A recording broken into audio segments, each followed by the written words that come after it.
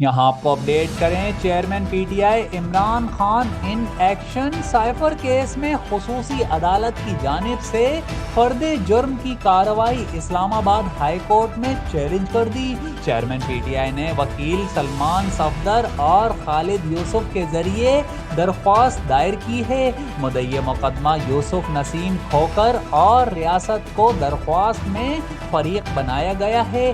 درخواست میں موقف اختیار کیا گیا ہے کہ ٹرائل کورٹ نے جلد بازی میں فرد جرم عائد کی، ٹرائل بھی جلد بازی میں مکمل کرنا چاہتی ہے۔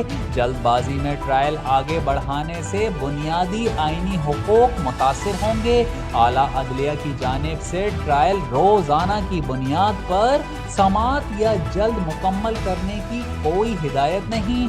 درخواست کے متن کے مطابق مرکزی ثبوت سائفر ٹیلی گراف کی عدم موجودگی میں ٹرائل آگے نہیں بڑھایا جا سکتا۔